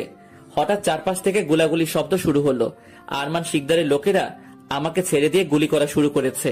হঠাৎ সেনাবাহিনী রহিম ভিতরে ঢুকে আমার হাতের বাঁধন খুলে দিল। আমি দৌড় দিয়ে মারিয়া এবং রাফির কাছে গেলাম। মারিয়াকে ধরে দেখি নিঃশ্বাস নিচ্ছে না। রহিমকে বলে আরো 4 জন সৈন্য এনে তাদের বাহিরে নিয়ে আসলাম। একটা গাড়িতে তুললাম। রহিমকে বললাম তাদের হাসপাতালে নিয়ে যেতে। রহিম আমার কথা মতো মারিয়া আর রাফিকে হাসপাতালে নিয়ে গেল। আমি এরপর আরমান শিকদারের লোকের উপর ঝাঁপিয়ে পড়লাম। আক্রমণ করতে করতে আরমান শিকদারের সব লোক মারা গেছে। আমাদের কিছু লোক অনেকটা আহত হয়েছে। আস্তানার ভিতরে ঢুকে দেখি আরমান শিকদার এবং জেমস কাউকে দেখতে পাচ্ছি না। হঠাৎ একটা রুমে কিছু একটা পড়ার শব্দ পেলাম। সেনা সদস্যদের বললাম দরজা ভেঙে ফেলার জন্য। কথা মতো দরজা ভেঙে ফেলা হলো। ভিতরে ঢুকে দেখি সব অবৈধ অস্ত্র, ড্রাগ, ইয়াবা। জেমস আর আরমান শিকদার একটা কোনায় লুকিয়ে আছে। আরমান শিকদার আর জেমসকে ধরে বাহিরে নিয়ে আসলাম। তারপর সবাই একসাথে শুট করলাম। তারা মাটিতে গড়াগড়ি করতে করতে মারা গেল। তারপর তাদের লাশ আগুন দিয়ে পুড়িয়ে ফেললাম। অস্ত্র, ড্রাগ, ইয়াবা এগুলো বের করে পুরো আস্তানায় আগুন লাগিয়ে দিলাম। তারপর মেজর সবাইকে নিয়ে ক্যাম্পে চলে গেল। আমি গাড়ি নিয়ে হাসপাতালে চলে আসলাম। আসার আগে ফোন দিয়ে রহিমকে বললাম কোন হাসপাতালে আছে। রহিম হাসপাতালে কথা বলল এবং কত নম্বর কেবিনে আছে সেটাও বলল। হাসপাতালে এসে একজন নার্সকে বলে কেবিনের সামনে চলে আসলাম। দেখি রহিম দাঁড়িয়ে আছে, সাথে আরো 4-5 জন সৈন্য আছে। আমি রহিমকে বললাম এখন কি অবস্থা ওদের, ডাক্তার কি বের হয়েছে? তখন রহিম বলল না স্যার, ডাক্তার এখনো বের হয়নি। আর আপনার বন্ধুর গুলি বের করা হয়েছে, সে এখন ভালো আছে। এখন ও অন্য কেবিনে আছে। এর ভিতরে ডাক্তার কেবিন থেকে বেরিয়ে আসলো। আমি ডাক্তারের সামনে গিয়ে বললাম ডাক্তার আমার মারিয়া কেমন আছে? ও কি বাঁচবে ডাক্তার? যত টাকা লাগে আমি দিব, আপনি ওকে আমার কাছে ফিরিয়ে দেন। দেখুন, আমরা অনেক চেষ্টা করেছি বাঁচানোর জন্য। তার বুকের গুলি বের করা হয়েছে, কিন্তু তারপরেও তাকে বাঁচাতে পারেনি। গুলিটা তার ফুসফুসে আঘাত করেছে, তাই আমাদের দ্বারা সম্ভব হয়নি। দুঃখিত। এ বলে ডাক্তার চলে গেল। আমি সাথে সাথে মাটিতে বসে পড়লাম। 2 চোখ দিয়ে পানি পড়তে লাগলো। আমার কারণে মারিয়াকে হারিয়ে ফেললাম। হঠাৎ আমি জ্ঞান হারিয়ে ফেললাম। যখন জ্ঞান ফিরে আসে তখন দেখি আমি একটা হাসপাতালের কেবিনে শুয়ে আছি। কেবিনে দেখি একজন নার্স। আমার জ্ঞান ফিরে আসার পর উনি বলল যাক, তাহলে আপনার জ্ঞান ফিরেছে। আজ 2 দিন পর আপনার জ্ঞান ফিরে এসেছে। হঠাৎ আমার মনে হলো মারিয়ার কথা।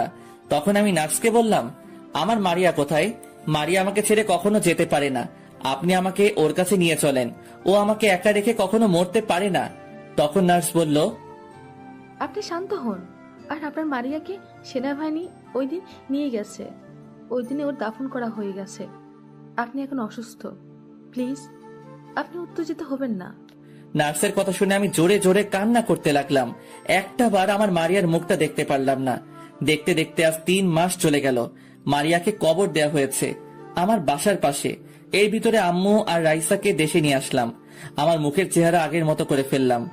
এখন কিছুটা স্বাভাবিক আছি, কিন্তু মারিয়ার কথা ভুলতে পারছি না। আজকে ক্যাম্প থেকে বাসায় আসলাম। কলিং বেল চাপ দেওয়ার পর একটা মেয়ে দরজা খুলে দিয়ে আমাকে জড়িয়ে ধরে কান্না করে দিল।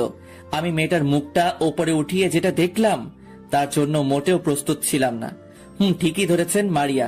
কিন্তু মারিয়া তো মারা গেছে, তাহলে এখন কোথা থেকে আসলো? আমি মারিয়াকে বললাম মারিয়া তুমি না মারা গেছো? আমি মরি নাই রাসেল, আল্লাহ আমাকে এখনো বাঁচিয়ে রাখছে। মানে কিভাবে, কি হয়েছে আমাকে একটু খুলে বলো। আজকে আমি এখনো বেঁচে আছি একজন ডাক্তারের কারণে।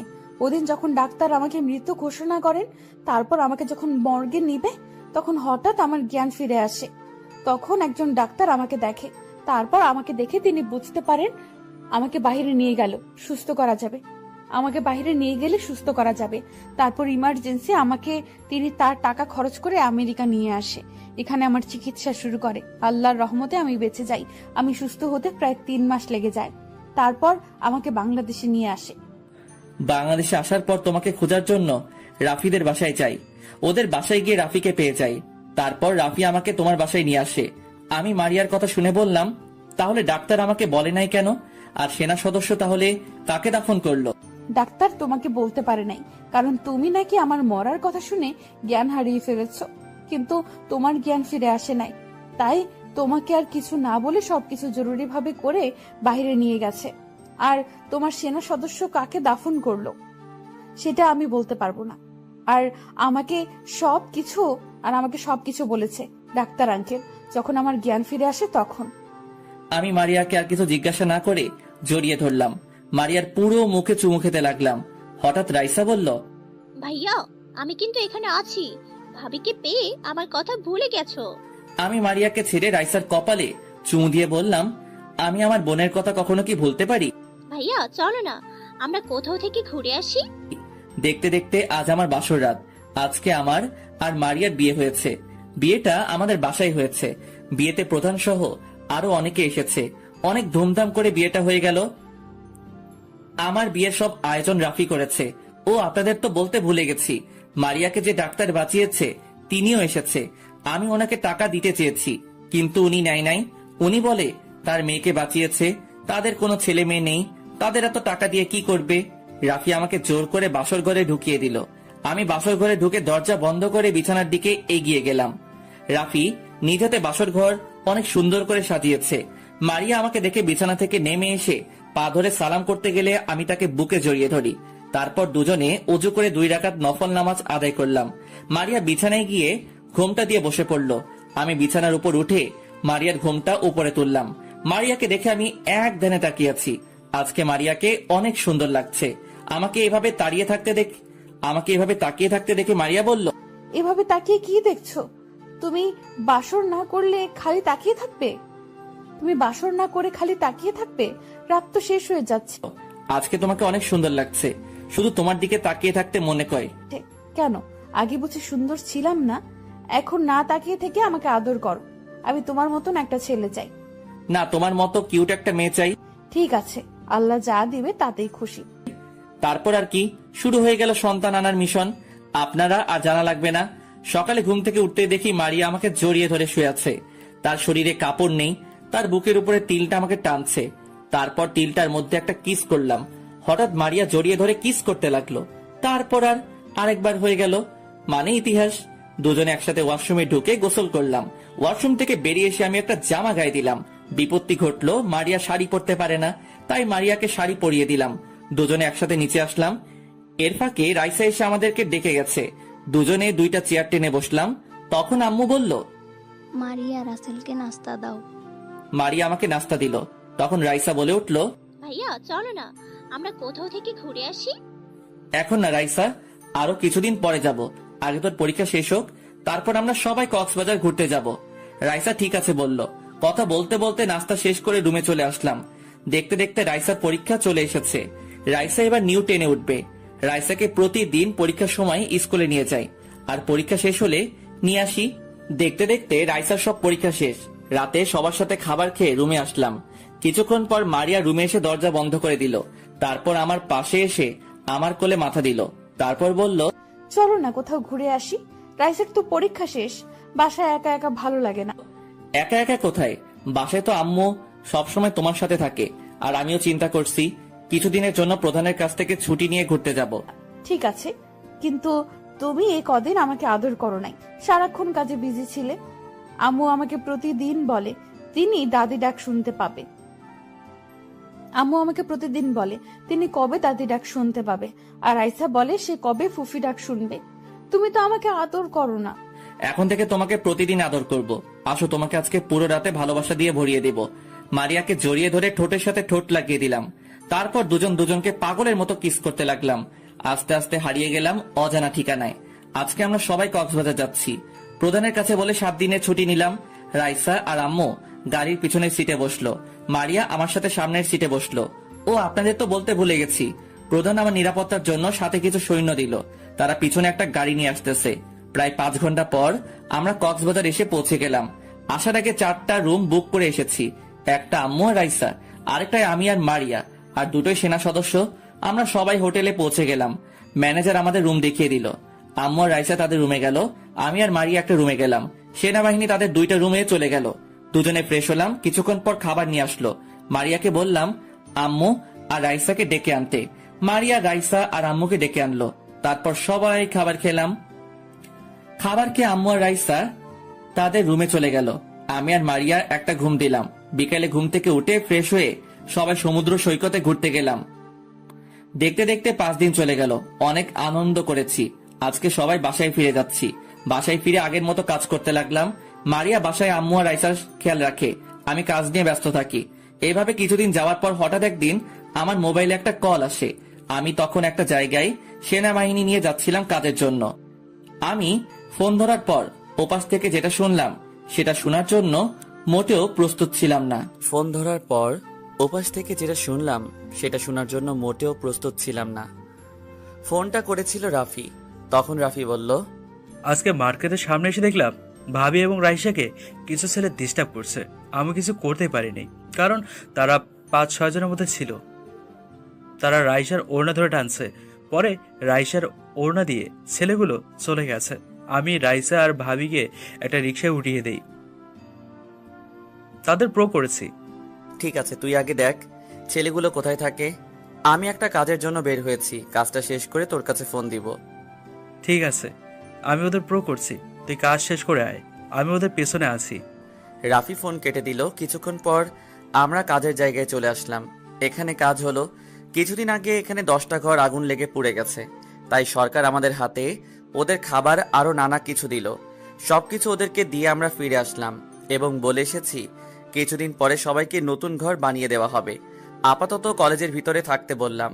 যতদিন না তাদের নতুন ঘর হচ্ছে ততদিন এখানে থাকতে বলা হয়েছে এবং খাবার শেষ হলে দিয়ে যাব। আমার সাথেই সবাই ক্যাম্পে চলে গেছে। আমি গাড়ি নিয়ে সোজা রাফির বাসায় চলে গেলাম। রাফিকে ফোন দিয়ে বাসার বাইরে আসতে বললাম। কিছুক্ষণ পর রাফি বের হয়ে আসলো। তখন রাফিকে বললাম, কিরে, কি খবর পেলি? তারা কোথায় থাকে, কি করে, সব খবর এনেছিস? এনেছি। ওদের বাসা আমাদের কলেজের পেছনে। আর ওখানে মানুষের থেকে শুনেছি ছেলেগুলো অনেক খারাপ। কলেজের মেয়েদের অনেক ডিস্টার্ব করে, কিন্তু কেউ কিছু বলতে পারে না, কারণ তারা বর্তমান এমপির লোক। ঠিক আছে, তাহলে আমার সাথে চল, দেখি আজকে ওদের এমপি কি করে। আমার হাত থেকে ছাড়িয়ে নেয়। তারপর রাফিকে নিয়ে কলেজের পিছনে চলে গেলাম। এখানে একটা বাজার আছে। রাফি আমাকে হাত দিয়ে দেখিয়ে দিল। একটা দোকানে সবগুলো ছেলে বসে আড্ডা দিচ্ছে। আমি আর রাফি তাদের সামনে গেলাম। একটা কথা বলে রাখি, আমার শরীরে ডিউটির পোশাক ছিল না। আমি বেশিরভাগ সিভিল পোশাকে থাকি। আমরা ওদের সামনে গিয়ে আমি ওদের বললাম, কিরে, তোরা অনেক বড় নেতা হয়ে গেছিস। রাস্তাঘাটে মেয়ে মানুষ দেখলে সহ্য হয় না। আজকে আবার আমার স্ত্রী এবং বোনের সাথে খারাপ ব্যবহার করেছিস। আজকে তোদের আমার হাত থেকে কেউ বাঁচাতে পারবে না।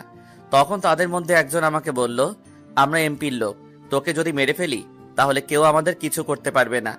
এটা বলার সাথে সাথে আমি ওদেরকে মারা শুরু করলাম। বাজারের মানুষ সবাই চারপাশে ঘিরে রেখেছে। আসলে আমি গাড়ির থেকে হাতে করে একটা রড নিয়ে গেছি। সবগুলো মায়ের খেয়ে দৌড় দিয়ে পালিয়ে গেল। আর যাওয়ার সময় বলে গেল আমাকে পরে দেখে নিবে।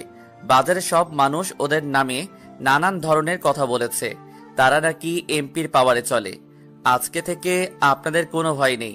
যদি আর কখনো এমপির ওই কুত্তাগুলো আপনাদের এবং মেয়েদের নিয়ে কিছু করে তাহলে আমার এই নাম্বারে ফোন দিবেন। তাদের সবাইকে আমার একটা একটা করে কার্ড দিলাম। তারা আমার কার্ডটা হাতে নিয়ে বুঝতে পারলো আমি একজন আর্মি অফিসার। তাই তারা অনেক সাহস পেল। তাদের থেকে বিদায় নিয়ে আমি আর রাফি চলে আসলাম। রাফিকে তাদের বাসায় নামিয়ে দিয়ে আমার বাসায় চলে আসলাম। কলিং বেল চাপ দিলাম। কিছুক্ষণ পর মারিয়া এসে দরজা খুলল। চোখ দুটো দেখে বোঝা যাচ্ছে অনেক কান্না করছে। তখন আমি মারিয়াকে বললাম, কি ব্যাপার মারিয়া, তোমার চোখ দুটো লাল হয়ে আছে কেন? আমার মনে হয় তুমি অনেক কান্না করেছো। মারিয়া আমাকে জড়িয়ে ধরে কান্না করে বলতে লাগলো, আসলে আজকে আমি আর রাইসা একটু মার্কেটে গেছি কিছু কেনাকাটা করতে। কেনাকাটা শেষ করে যখন বাইরে এসে রিক্সার জন্য দাঁড়িয়ে আছি, হঠাৎ কিছু ছেলে এসে আমাদের খারাপ খারাপ কথা বলে। আর একটা ছেলে রাইসার ওড়না নিয়ে গেছে। আমাদের সাথে কিছুক্ষণ খারাপ কথা বলে তারা চলে গেল। তারপর রাফি এসে আমাদের একটা রিক্সায় উঠিয়ে দিল।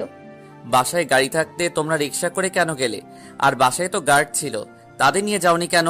তাহলে তো আর ওই ছেলেগুলো এসব করতে পারতো না। আসলে আমাদের রিক্সায় ওঠার অনেক শখ ছিল, তাই রাইসা আর আমি রিক্সা করে মার্কেটে গেলাম। গার্ড আমাদের সাথে যেতে চেয়েছে, কিন্তু আমরা মানা করছি। আমরা বুঝতে পারি নাই আমাদের সাথে এমন কিছু হবে। যা হবার হয়ে গেছে, এখন আর কান্না করো না। রাফি আমাকে সব বলেছে, এখন ওদের শিক্ষা দিয়ে বাসায় আসলাম। এখন বলো রাইসা কোথায়? রাইসা আম্মুর রুমে আছে, সে এখনো কান্না করে যাচ্ছে। আম্মু অনেক চেষ্টা করছে, কিন্তু তার কান্না থামছে না। ঠিক আছে, চলো রাইসার কাছে যাই। তারপর আমি আর মারিয়া রাইসার কাছে গেলাম। রুমে ঢুকে দেখি রাইসা আম্মুকে ধরে কান্না করছে, চেহারা পুরো ফুলে গেছে কান্না করতে করতে। আমি রাইসার পাশে বসলাম। আমি রাইসা বলে ডাক দিতেই আম্মুকে চেয়ে দিয়ে আমাকে জড়িয়ে ধরে আরো জোরে জোরে কান্না করে দিল। আমি বললাম, এই পাগলি, কান্না করছিস কেন? এই দেখ, তোর ভাই চলে এসেছে। আমি ওই ছেলের এমন মায়ের মেরেছি, আর কোনোদিন এমন কাজ করবে না। তুই কান্না করিস না, যা হবার হয়ে গেছে, এখন কান্না থামা। তখন রাইসা বলল, তুই জানিস ভাইয়া, ওই ছেলেগুলো ভাবিকে অনেক খারাপ খারাপ কথা বলেছে, যেটা মুখে প্রকাশ করা যাবে না। আমাকেও বলেছে। রাফি ভাইয়া শুধু দাঁড়িয়ে দাঁড়িয়ে দেখেছে, উনি কিছুই বলে নাই। আসলে রাফি আমাকে সব বলেছে, কিন্তু ও তো একা কিছু করতে পারবে না, তাই তো আমাকে ফোন দিয়ে সব বলেছে। হঠাৎ আম্মু বলে উঠলো, রাসেল, ওরা কেউ এখনো কিছু মুখে দেয়নি। মার্কেট থেকে এসে সারাক্ষণ কান্না করে গেছে। তুই ওদের সাথে করে নিয়ে আয়। আর রহিমা, বাসার কাজের মহিলা, কে টেবিলে খাবার রাখছি। ঠিক আছে আম্মু, তুমি খাবার রেডি করো, আমি ওদের নিয়ে আসছি। আম্মু রুম থেকে বেরিয়ে গেল। আমি রাইসাকে বুঝিয়ে ওয়াশরুমে পাঠালাম। কিছুক্ষণ পর রাইসা বের হয়ে আসার পর মারিয়া ঢুকলো। মারিয়া আসার পর আমি ঢুকলাম। আম্মুর রুমে তিনজনে ফ্রেশ হয়ে খাবার টেবিলে চলে আসলাম। চেয়ার টেনে তিনজনই বসলাম। আম্মু সবাইকে খাবার বেড়ে দিচ্ছে। রাইসা খাবার খাচ্ছে না, শুধু ভাত নাড়াচাড়া করছে। তখন আমি রাইসাকে বললাম, কিরে রাইসা, খাবার খাচ্ছিস না কেন? এভাবে ভাত নাড়াচাড়া করছিস কেন? তখন রাইসা বলল, ভাইয়া, আমার খেতে ভালো লাগছে না, আমি রুমে চলে যাই। এটা বললে তো হবে না, এদিকে আয়, আজকে ভাইয়া তোরে নিজ হাতে খাইয়ে দিব। রাইসা আর কিছু বলল না। আমি রাইসার প্লেট থেকে খাবার নিয়ে ওকে খাইয়ে দিতে লাগলাম। সবার খাবার খাওয়া শেষ হলে যে যার রুমে চলে আসলাম। মারিয়া আমাকে জড়িয়ে ধরে শুয়ে আছে। মারিয়া আমাকে বলল, রাসেল, ডাক্তার আঙ্কেল ফোন দিয়ে বলেছে তাদের বাসা থেকে কিছুক্ষণ বেড়ায় আসতে। ওনার স্ত্রী মানে আন্টি আমাকে দেখার শখ। ওনাদের বিয়েতে আসতে পারে নাই, আমাদের বিয়েতে আসতে পারে নাই। তখন উনি অসুস্থ ছিল। তুমি ঠিকই বলেছ, যার জন্য আজ তুমি বেঁচে আছো তার সাথে তো ঠিকভাবে কথা হয় না। উনি যখন বলেছে তাহলে কালকে তুমি আর আমি উনি যখন বলেছে তাহলে কালকে তুমি আর আমি যাব। ঠিক আছে, এখন আমাকে আদর করো। আজকে অনেক কষ্ট পেয়েছি, এখন তুমি আদর দিয়ে সব কষ্ট দূর করে দাও। তারপর আর কি, মারিয়াকে জড়িয়ে ধরে কিস করতে লাগলাম। মারিয়াও আমার সাথে তাল মিলাতে লাগলো। আর জানতে হবে না বাকিটা বুইড়ার ঠ্যাং। এখন আমি আর মারিয়া গাড়িতে করে ডাক্তার আঙ্কেলের বাসায় যাচ্ছি। সকালে মারিয়া তাদের ফোন করে বলছে, প্রায় 30 মিনিট পর ডাক্তার আঙ্কেলের বাসায় চলে আসলাম। দারোয়ান আমার পরিচয় জানতে চাইলে আমার কার্ডটা দেখাই। তখন দারোয়ান আমাকে স্যালুট দিয়ে সালাম দিল। গাড়ি পার্কিং করে ভিতরে ঢুকলাম। তারপর দরজায় কলিং বেল চাপ দিলাম। ও আপনাদের তো বলতে ভুলে গেছি, আসার সময় নানান ধরনের ফল, মিষ্টি, আরো অনেক কিছু আনছি। সেগুলো দারোয়ান নিয়ে আসতেছে। কিছুক্ষণ পর একজন মহিলা দরজা খুলে দিল। দেখে মনে হচ্ছে আন্টি। মারিয়া ওনাকে সালাম করলো আর বলল, কেমন আছেন আন্টি? আপনার শরীর এখন কেমন আছে? আর আঙ্কেল কোথায়? দেখছি না যে। তার মানে তুমি মারিয়া?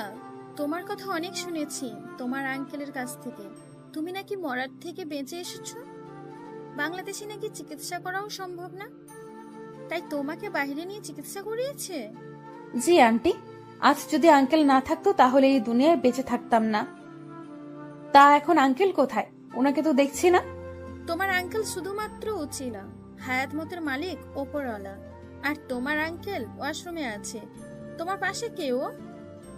আন্টি, ও আমার স্বামী, বর্তমানে একজন আর্মি অফিসার। কিছুদিন থেকে আঙ্কেল বলেছে এসে বেড়ায় যেতে, তাই আজকে সকালে আঙ্কেল ফোন দিয়ে আসলাম। অনেক ভালো করেছো। তোমার আঙ্কেলকে অনেক দিন থেকে বলছি মারিয়াকে বাসায় নিয়ে আসতে, তাকে একটা বার দেখবো। এই দেখেছো আমি কেমন মানুষ? তোমাদের বাইরে দাঁড় করিয়ে কথা বলছি, ভেতরে আসো। আমরা আন্টির সাথে ভিতরে ঢুকলাম। আমাদেরকে সোফায় বসতে বলল। আন্টি আঙ্কেলকে ডাকতে চলে গেল। আমরা বাসার চারপাশে তাকিয়ে দেখতে লাগলাম। দেখি পুরো বাসার ভিতরে বাচ্চাদের খেলনা দিয়ে সাজিয়ে রেখেছে, মনে হয় একটা ছেলে মেয়ের আশায়। কিছুক্ষণ পর দেখি আন্টি আর আঙ্কেল আমাদের সামনে আসলো। আঙ্কেল বলল, কেমন আছো তোমরা? তাহলে এতদিনে তোমাদের আশা হলো? তখন মারিয়া বলল, আলহামদুলিল্লাহ আঙ্কেল, আমরা সবাই ভালো আছি। আর রাসেল সারাদিন কাজে থাকে, তাই তাকে আর বলা হয়নি। আপনি কেমন আছেন? আলহামদুলিল্লাহ, আমিও ভালো আছি। রেহেনা, ওদের জন্য নাস্তা তৈরি করো। আন্টির সাথে আমিও যাব, চলুন আন্টি। এই বলে যেই না মারিয়া বসা থেকে উঠবে, তখন সোফার একটা কোনায় শাড়ির আঁচল ছিঁড়ে গেছে। তখন আন্টি বলল, সমস্যা নেই, আমার রুমে শাড়ি আছে, ওখান থেকে একটা পরবে।